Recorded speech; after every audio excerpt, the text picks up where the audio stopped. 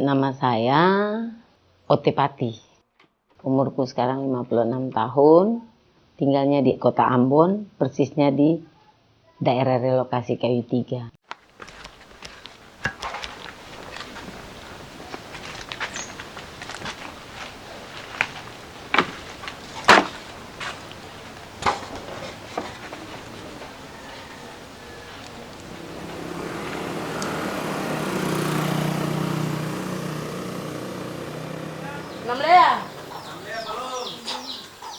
Nama Beta, Muna Pelupesi.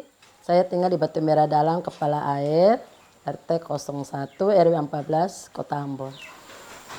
Ote and Muna were neighbors in Batu Merah Dalam. But the conflict that erupted in Ambon between 1999 and 2001 separated them. Their experience is one part of a long and complex history. The Maluku Islands, which today make up the provinces of Maluku and North Maluku, have been known since the 16th century as the legendary Spice Islands. Spices were the gates through which Western colonialism came to this island region and through which new religions were also introduced. The Arab, European, and Chinese traders who came to this region shaped Maluku into the multicultural and pluralistic society that it is today.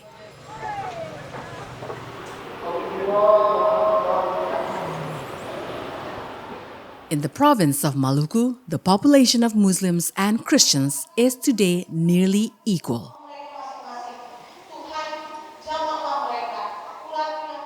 Jadi kami di Kayu Tiga ini sejak tanggal 30 April 2006. Kami di sini karena tidak punya pilihan untuk balik lagi. Kami ini sebenarnya berasal dari ex-pengungsi yang tinggal 6 tahun di tempat pengungsian di Wisma Atlet, tepatnya Karangpanjang, karena kami adalah korban konflik kemanusiaan Kota Ambon tahun 99. The conflict mentioned by Ote broke out on January 19, 1999. The day coincided with Idul Fitri, a celebration that marks the end of the Muslim fasting month. The conflict first erupted at a bus terminal in Batu Merah, 600 meters from where Ote lived. The small incident began with a simple quarrel over extortion money between a young Muslim man from Batu Merah and a Christian public transport driver from Mardika. Soon, religious sentiments fused a new and inflammatory dimension, and before long, what began as a simple brawl between youths turned into an inter-religious riot. Ordinary people engaged in attacks and counterattacks, resulting in the tragic loss of life.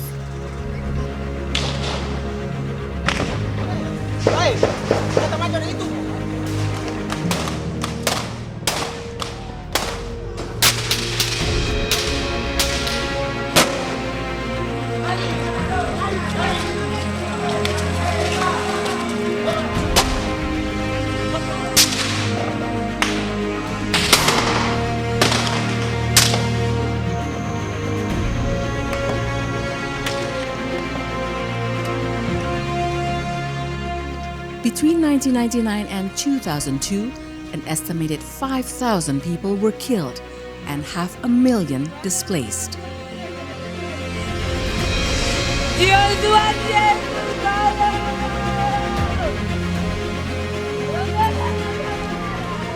Those in the minority, particularly in a neighborhood or community, were forced to gather their belongings and flee their villages. Muslims had to leave their neighbors who were Christians.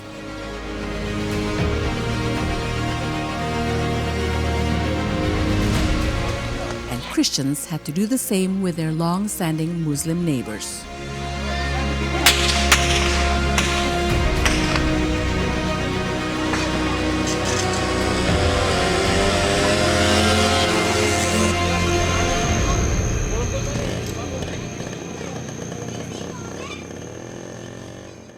Ote was no exception.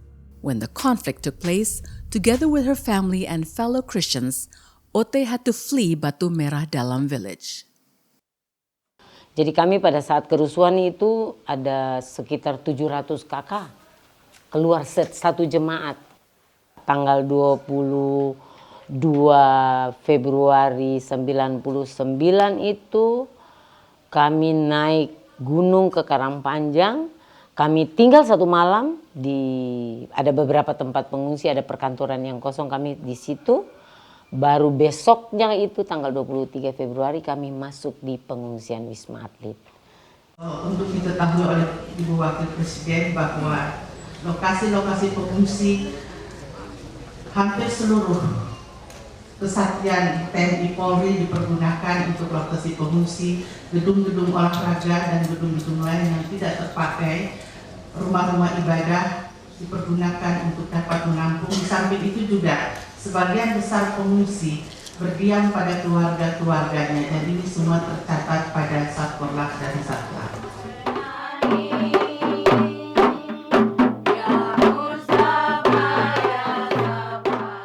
Before the conflict, the neighborhood of Batu Merah Dalam was predominantly Muslim.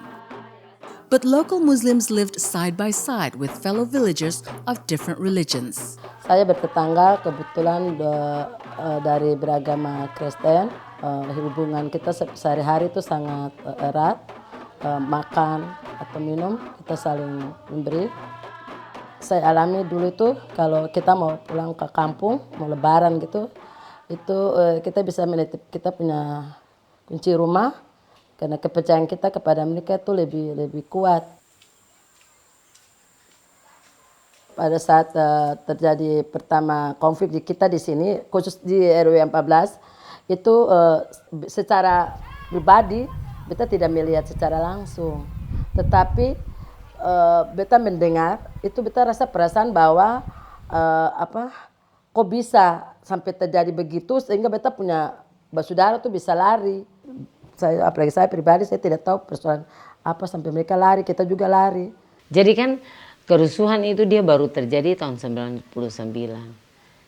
Sementara saya ini sudah hidup sampai bertahun-tahun sebelumnya gitu. Jadi otomatis kekerabatan, kehidupan, interaksi antara saya dan teman-teman di Batu Merah itu kan bertahun-tahun.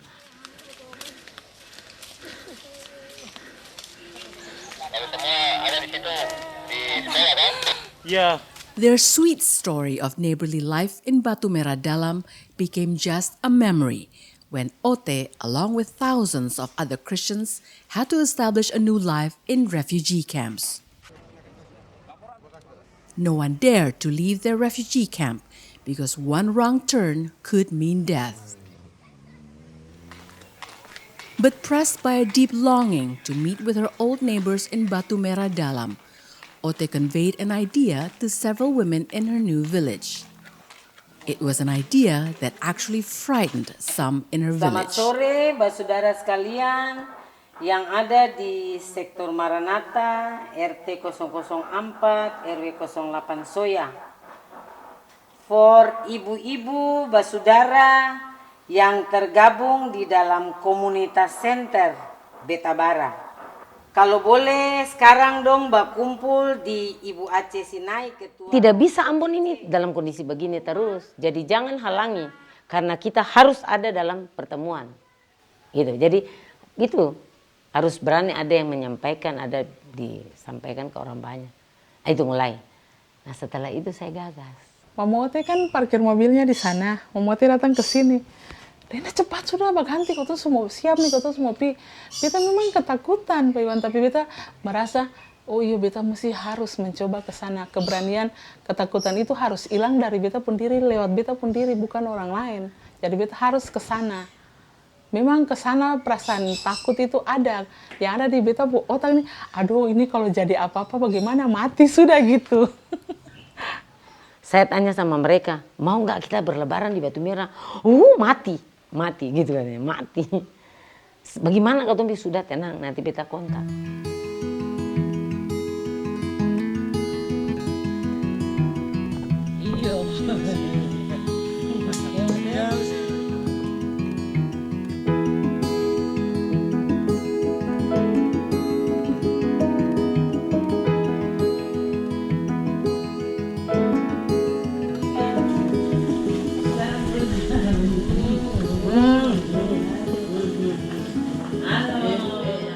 beta dengar waktu pertama si Ote datang, itu beta yang ada. Tetapi beta dengar dari beta punya tetangga-tetangga, itu Lebaran tuh kemarin si Ote datang sama teman-teman, maksudnya sama saudara ketemu pun tetangga-tetangga yang lain.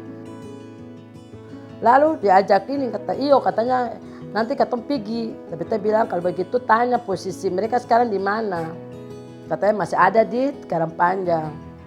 Tapi ya begitulah, kita kan masih trauma, masih takut. Siapa yang bilang tidak takut berarti dia bohong. Kok bagi beta tuh dia bohong. Ada acara apa? Arwah. Arwah. Siapa pun Ana? Mama Ros mana toh? Oh, seru. Mari kita di sini. Mama Ija. Mama Haji. Mama Haji Ija. Nenek Haji, Mama tua, Mama Ote. Ote. Ote. Tio, si paling tua. Semina. Ote. Mana mama yang sudah paling tua.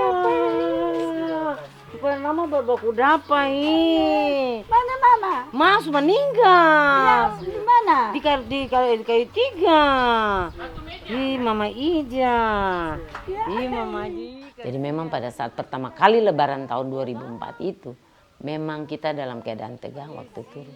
Tapi turun, ketika turun sampai di Batu Merah ternyata mereka itu semua berpelukan karena tetangga sebelah-sebelah kan banyak, jadi berpelukan, menangis, cerita sampai sore menjelang malam kita pulang lagi. Kalau kunjungan balasan tuh pertama waktu kita ke sana itu kebetulan ada orang meninggal. Waktu pergi dengan ibu-ibu itu kita keringat dingin. Ini tangan ini keringatan. Doa mulai dari start, dari keluar dari rumah sampai ke sana tuh doa tuh tidak putus. Oh, begini kan. Tambah cantik kan? Amin. Lalu berbecuci habis. Iya. Nggak mau balik lagi. Iya, katanya mau putus sudah tadi. Masalah loh. Jangan nih. Kan saya bermasalah apa? Bikin foto-foto apa nih? Saya yang ke toilet.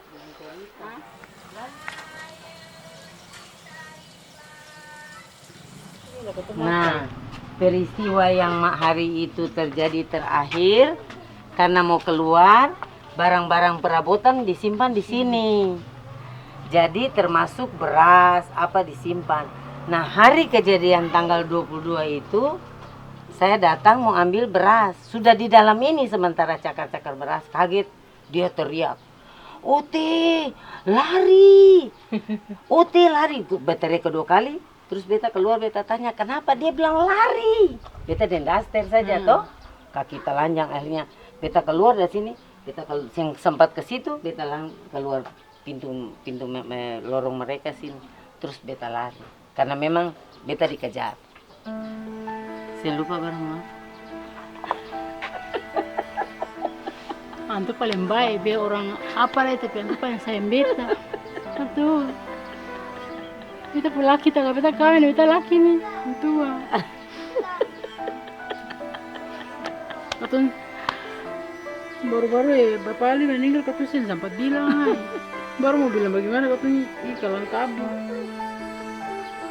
Tapi saya apa-apa ya, yang penting kata satu hati, kita ada bapak tua baru-baru di...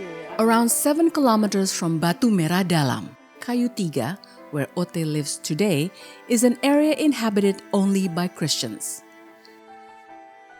Some degree of village segregation or separation along religious lines has been a feature of Amboni society since the colonial era.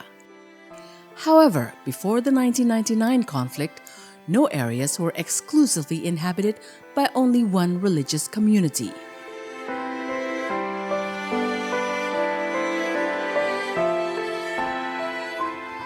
As part of the program to resolve the conflict, the regional government offered refugees several options: going back to their home village or relocating to a different one. For reasons of safety, however, most refugees have opted for relocation rather than returning to their previous homes. From the refugees' perspective, the best guarantee of safety for the time being is living in an area whose residents share one religious identity. The result of the relocation program has worked to create a new segregation in Ambonese society. Or at the very least, it has exacerbated existing patterns of segregation.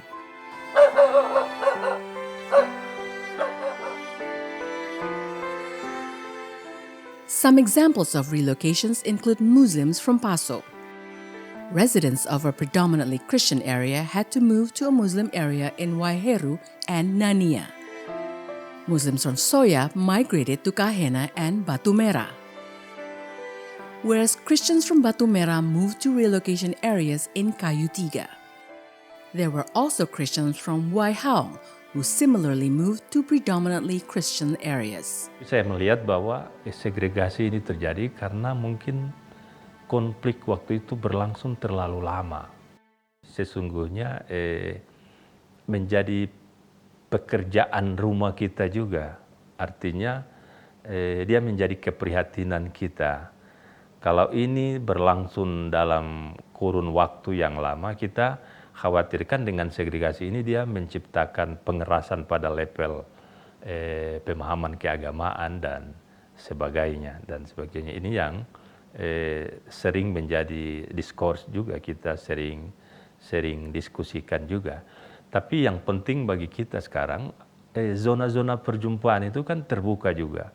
Wilayah-wilayah perkantoran dan sekolah sekarang kan ini sudah diupayakan untuk tidak ada segregasi lagi. Orang boleh datang di kantor secara bersama-sama, berbaur secara bersama-sama.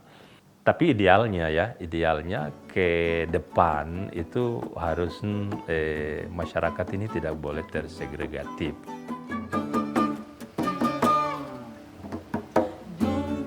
Shumarinho, makam patit taramirubi, duduk bersama-sama, duduk beramai di pantai. Shumarinho, duduk beramai rapat putih. Jangan laputkan muka dan betai.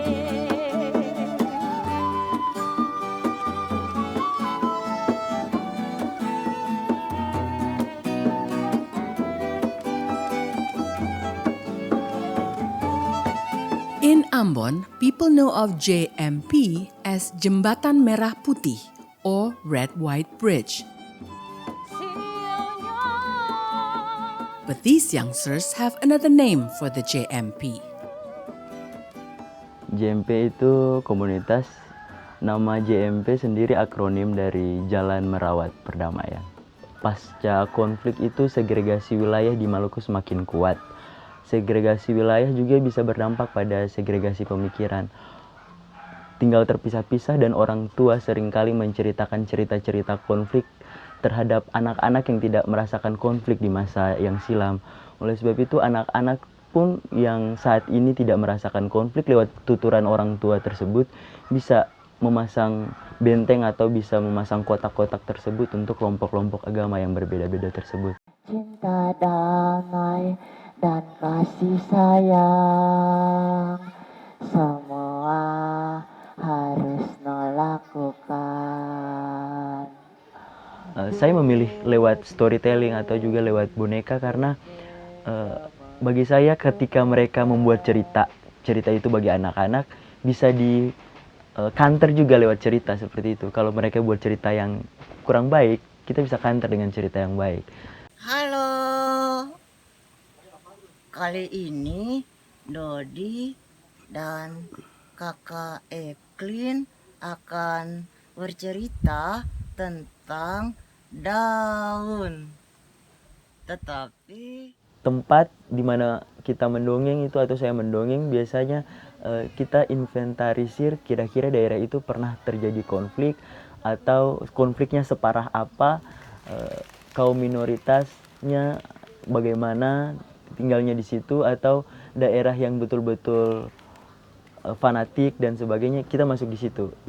Kalau kisah-kisah yang biasa diceritakan kepada anak-anak, yang pertama kisah tentang perdamaian atau bagaimana harus bertoleransi, berbagi dengan orang-orang yang berbeda, tetapi juga lebih ke alam. Bagaimana berdamai dengan alam dan berdamai juga dengan sesama. While JMP responds to the segregation through storytelling, these teenagers choose music. Hadra, a tambourine-like instrument, is used to accompany Islamic songs and festivities. The trumpet, by contrast, is typically used as part of the worship in churches. The Hadra players are youth of Talake Village Mosque, while these trumpet players come from Lata Village. Ya, soalnya kan musik sangat identik kan sama saudara semua orang Maluku. Kita sini kan dari pihak Muslim kan biasanya kan adat istilahnya kan main hadrat. Terus dari pihak Kristen kan biasanya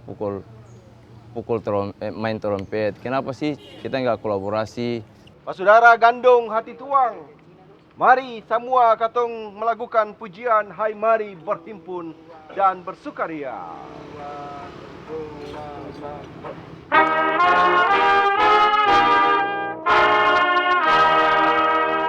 Dengan adanya kita kolaborasi begini untuk semua, ya ada lagi peningkatan yang ditunjukkan untuk supaya orang juga lihat ternyata Ambon tuh orangnya rukun untuk hidup beragama.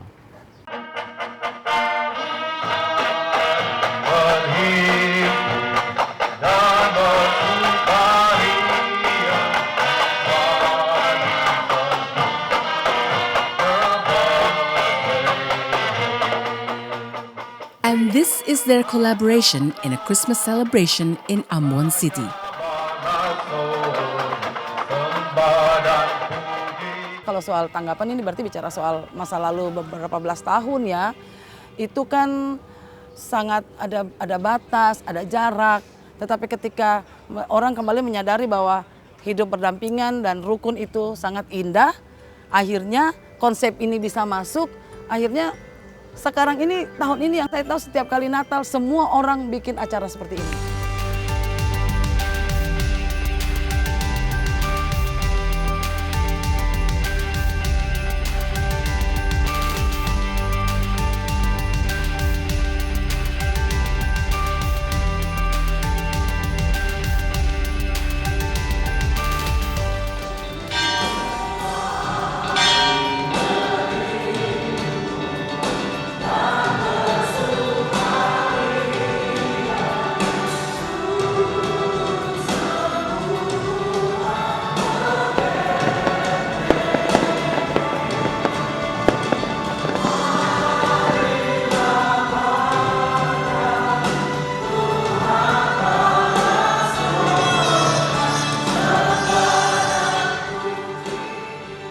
Kegiatan ini merupakan simbol dari, menurut saya, bagian dari proses-proses rekonsiliasi. Kita semua tahu bahwa Kota Ambon pernah mengalami gejolak kemanusiaan. Ini menyisakan sejarah kepada Indonesia, bahkan di seluruh dunia juga tahu bahwa di mana ada konflik berarti di situ tempatnya tidak aman. Stigma seperti ini yang sebenarnya ingin kita lawan gitu. Kita ingin tunjukkan kepada seluruh orang Indonesia, seluruh dunia bahwa di Ambon sebenarnya sudah aman.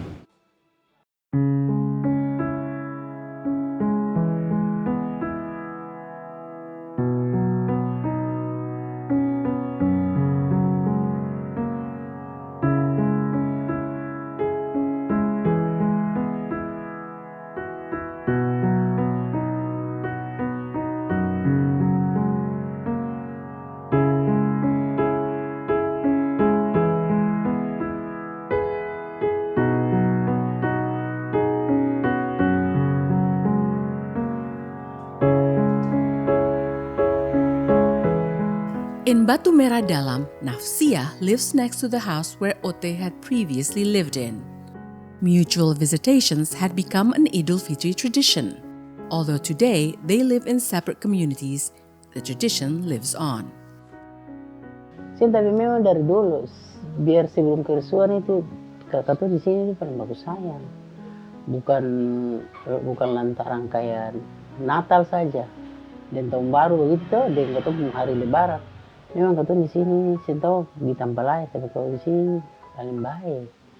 Kayak don teranggap kata si orang Kristen di sini orang Islam ada begitu. Dulu masih di sini, maunya jaraknya dekat jadi lebih mudah. Sekarang bersaudara don sudah di Kayu Tiga jadi agak jauh jadi harus pakai angkot sih. Itu sih yang intinya sih untuk jaga kebersamaan, silaturahim yang dari tete nenek moyang ya sampai kita anak cucu masih dijaga sampai sekarang hubungan ini selamanya, kalau bisa sih selamanya ya.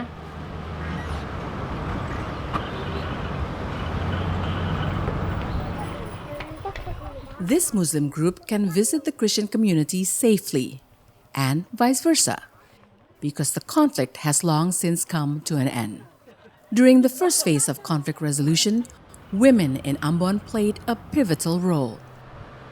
They took the initiative at a time when the formal institutions of state and society had yet to find a way to resolve the conflict. Dan kami melihat kebencian itu sungguh luar biasa. Seolah-olah perbedaan ini, khususnya agama, menjadi semacam alasan untuk orang bisa saling membunuh saja satu dengan yang lain. Bolehkah kita duduk bersama-sama dan tunjukkan kepada bapak-bapak yang lagi marah-marah ini, ada cara lain kita bisa menyelesaikan, menjembatani kesenjangan-kesenjangan yang ada ini. Tapi yang pertama itu kami mesti bikin dulu sesuatu yang menyadarkan bahwa ada gerakan ini loh untuk berdamai. Kita bikin seruan perdamaian. Kita mau bikin pita untuk menulis stop kekerasan. Kami bagi kepada bapak-bapak dan semua siapa saja yang kami terima di jalan, temui di jalan, termasuk ibu-ibu yang lagi mulai belajar berjualan di jalan-jalan sendiri-sendiri, kami kasih itu. Lalu kami bikin suara hati untuk kami sampaikan kepada gubernur. Kami minta supaya kami ingin bicara dengan para petinggi ini. Dan mereka menerima kami dan kami bacakan kami punya suara hati kaum ibu itu kepada mereka. Disitulah kami menyebut diri kami GPP, Gerakan Perempuan Peduli.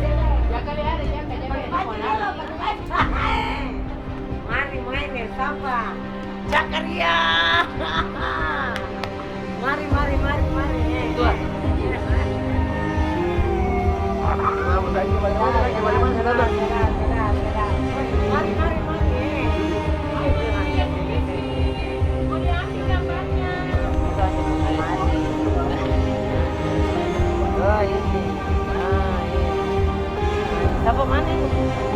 Yang tadi mana? Ini kawin dia. Ada satu. Mantap. Iya.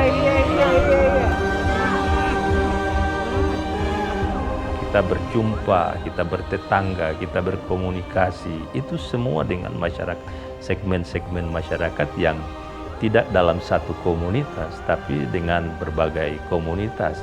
Tidak hanya dalam komunitas Ambon dan katakanlah lintas kultural di Indonesia, tapi dengan masyarakat dunia internasional. Karena itu Ambon, Maluku ini harus dibangun dalam kesadaran yang terbuka.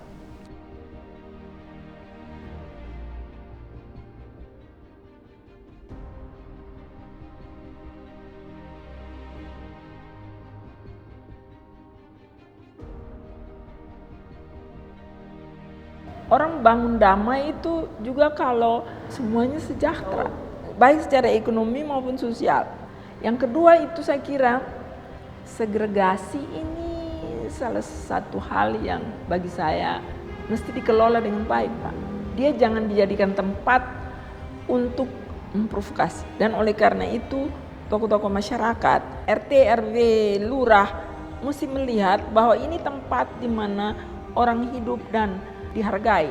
Dan oleh karena itu saling mengunjungi mesti terjadi terus dan dikembangkan, saling mengenal itu mesti terjadi. Catatan yang saya alami itu adalah pasca konflik yang menjadi perhatian pemerintah adalah pembangunan fisik. Gereja-gereja dibangun, masjid dibangun, rumah dibangun, sekolah-sekolah dibangun. Dong lupa. Seharusnya kan ada trauma healing, ada pembangunan moral lagi. Itu yang dilihat. Fisik yang menjadi perhatian.